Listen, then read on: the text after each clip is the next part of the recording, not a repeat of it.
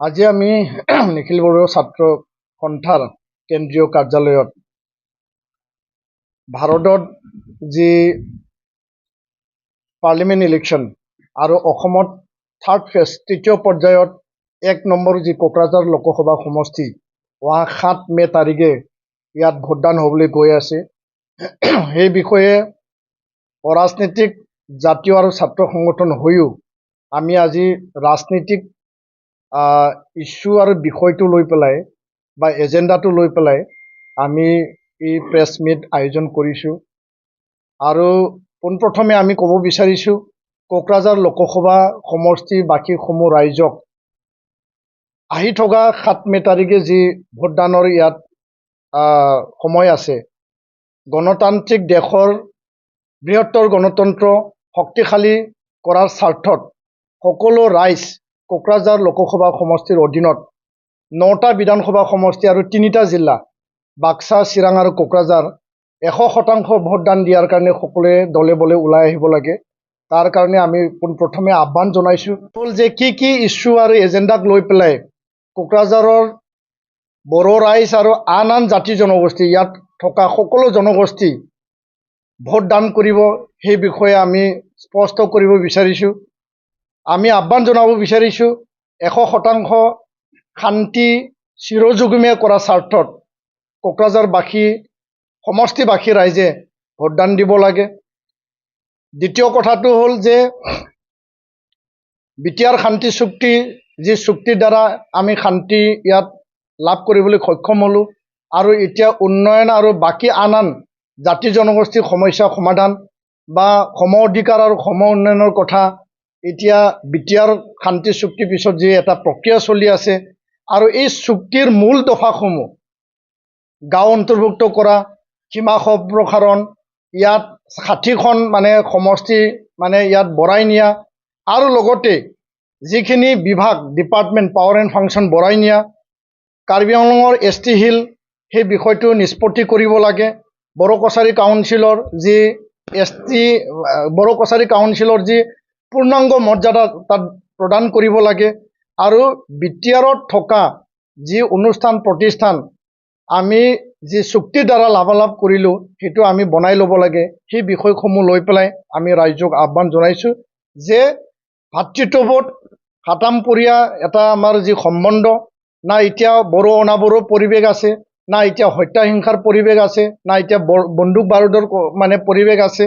সকলো পৰিৱেশ, কোনো সংঘৰ্ষ, কোনো সংঘাত এতিয়া নাই আৰু সেই যে সংঘৰ্ষ আৰু সংঘাতৰ এটা পৰিৱেশ সৃষ্টি কৰি পেলাই যিসকলে ৰাজনীতি কৰিছিল সেই পৰিৱেশটো 100% এতিয়া নাইকিয়া হৈ গৈছে আৰু যাৰ কাৰণে শান্তিৰ বিটিআৰ আৰু এটা সবল আৰু শক্তিশালী ৰাজনীতিক আৰু সামাজিক পৰিৱেশ সৃষ্টি কৰি পেলাই কোকৰাঝাৰ লোকসভা সমষ্টিত জয়ন্ত বসুমতাৰী ডাঙৰীয়া যি NDAৰ প্ৰাৰ্থী, তেখেতক নিখিল বড়ো ছাত্ৰ সন্থা, বড়ো ৰাইজ আৰু কোকৰাঝাৰ লোকসভা সমষ্টিৰ সকলো জাতি জনগোষ্ঠী, ইয়াত সংখ্যালঘুও হওক বা বিভিন্ন ধৰ্মাৱলম্বীৰ লোকেও হওক, বিভিন্ন জাতি জনগোষ্ঠীৰ সকলোৱে এইবাৰ ভোটদান কৰিব। আমি দৃঢ় বিশ্বাসী আৰু ইয়াৰ কাৰণে দৃঢ় বিশ্বাসী যে জয়ন্ত বসুমতাৰী ডাঙৰীয়া শান্তিৰ প্ৰতীক আৰু উন্নয়নৰ প্ৰতীক, জয়ন্ত বসুমতাৰী ডাঙৰীয়া সমন্বয় আৰু ভাতৃত্ববোধৰ প্ৰতীক হিচাপে সকলোৱে এই যে বড়ো অনাবড়ো সংঘাত, হত্যা হিংসা,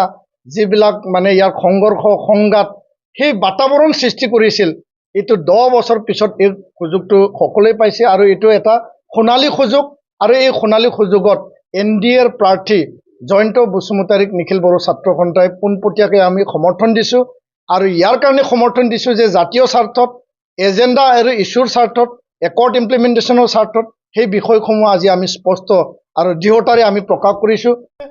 আমি আহ্বান জনাব বিচাৰিছোঁ যে হাগ্ৰামা মহিলাৰী ডাঙৰীয়া, BPF দলৰ হাগ্ৰামা মহিলাৰী ডাঙৰীয়া যি মুৰব্বী আছে আৰু তেওঁলোকৰ সমৰ্থিত আৰু দলীয় কৰ্মী নেতাক আমি আহ্বান জনাব বিচাৰিছোঁ যে কোনো সন্দেহ নাথাকে আমি এটা ঐক্য আৰু শান্তিৰ স্বাৰ্থত আমাৰ এটা চিন্তা বিটিআৰক আগুৱাই নিব লাগে, ইয়াৰ স্বাৰ্থত এজন প্ৰাৰ্থীক আমি জিকাব লাগে আৰু সেইগৰাকী হ'ল জয়ন্ত বসুমতাৰী আৰু হাগ্ৰামা মহিলাৰী ডাঙৰীয়াক আমি আহ্বান জনাইছোঁ যে আমি ভেদাভেদ আমি সংঘাত আৰু এই পৰিৱেশটো আমি এৰাই পেলাই হাগ্ৰামা মহিলাৰী ডাঙৰীয়াও জয়ন্ত বসুমতাৰী NDA প্ৰাৰ্থীক বিটিআৰবাসীৰ স্বাৰ্থত সকলো জনগণৰ স্বাৰ্থত আৰু বড়ো ৰাইজৰ স্বাৰ্থত তেওঁ সমৰ্থন দিব লাগে বুলি আমি আজি মুকলিকে তেখেতক আহ্বান জনাইছোঁ।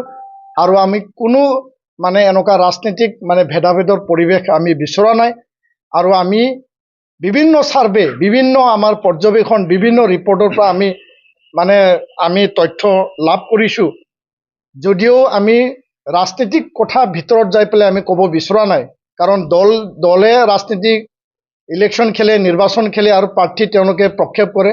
কিন্তু আমাৰ কথাটো হ'ল যে যি সাৰ্ভে আহিছে সেই সাৰ্ভেত জয়ন্ত বসুমতাৰী ভাৰ্চেছ গৰ্জন মোছাহাৰী মানে NDA UPPLৰ প্ৰাৰ্থী আৰু কংগ্ৰেছৰ প্ৰাৰ্থীৰ লগতে মূল প্ৰতিদ্বন্দ্বিতা এতিয়া হ'ব, সেই কথাটো ৰাইজে সকলোৱে মুকলিমূৰীয়াকৈ কৈছে। আৰু ইয়াৰ কাৰণে আমি হাগ্ৰামা মহিলাৰী ডাঙৰীয়াক আহ্বান জনাইছোঁ যে বিটিআৰৰ স্বাৰ্থত, উন্নয়নৰ স্বাৰ্থত, একৰ্ড ইমপ্লিমেণ্টেশ্যন আৰু জাতীয় জীৱনৰ বিটিআৰবাসীৰ সকলো দিশত সম অধিকাৰ সম উন্নয়নৰ স্বাৰ্থত আপুনিও NDAক সমৰ্থন কৰিব লাগে বুলি আমি আহ্বান জনাইছোঁ।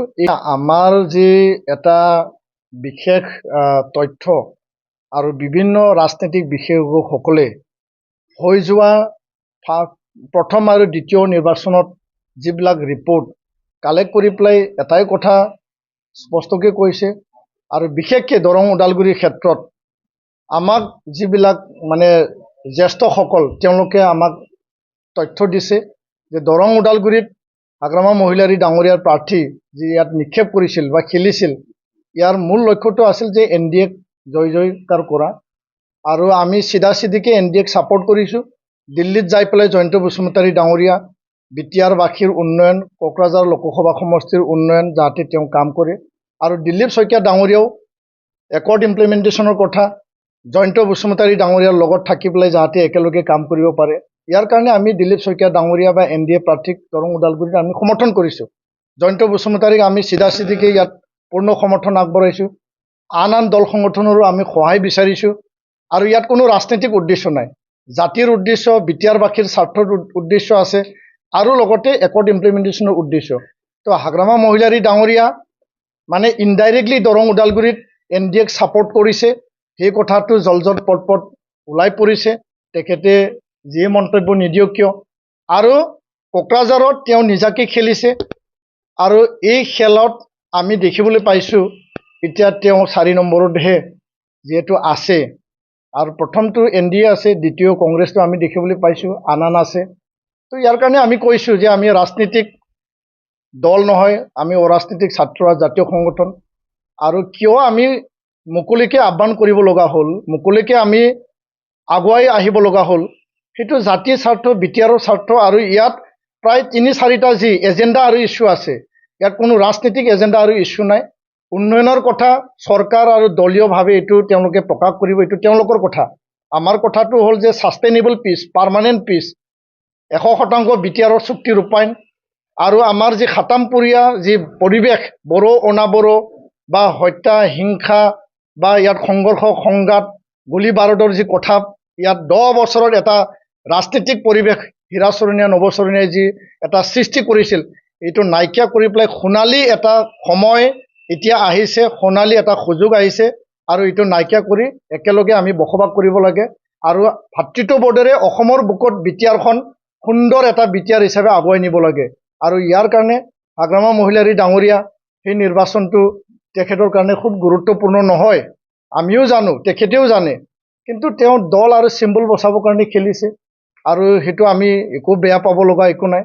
আমি মাজৰ বা ৰাইজৰ আৰু সকলোৰে সংগঠন হিচাপে আহ্বান জনাইছোঁ, তেখেতেও জাতিৰ স্বাৰ্থত এখোজ আগুৱাই আহক, আৰু তাৰ কাৰণে আমি আহ্বান জনাইছোঁ। নাই, এ টিম না বি টিম, এইটো ৰাজনীতিক যিবিলাক মানে দল আৰু বিশেষজ্ঞসকলে মতামত কৰিব। কিন্তু আমি দেখিবলৈ পাইছোঁ যে দৰং ওদালগুৰিত আমি চিধাচিধিকৈ এপছুৱে ছাত্ৰ আৰু জাতীয় সংগঠন, অৰাজনৈতিক সংগঠন হৈও আমি সমৰ্থন জনাইছোঁ। আৰু দৰং ওদালগুৰিত প্ৰাৰ্থী নিক্ষেপ কৰি পেলাই হাগ্ৰামা মহিলাৰী ডাঙৰীয়াই NDAক সমৰ্থন দিছে। সেইটো আমাৰ দৰং ওদালগুৰি, যিহেতু মই তাৰে ভোটাৰ, দৰং ওদালগুৰি মোৰে সমষ্টি, তো সকলো চুকে কোণে থকা সকলো জাতি জনগোষ্ঠীয়ে একেটাই প্ৰকাশ কৰিছে যে হাগ্লামা মহিলাৰী ডাঙৰীয়াই দৰং ওদালগুৰিত NDAক জিকাবৰ কাৰণেহে খেলিছিল। সেই কথাটো আজি ভোটদান হোৱাৰ পিছত সকলোৰে ছাৰ্ভেত এইটো ওলাইছে। তাত মই কাকো দুখ দিব বিচৰা নাই।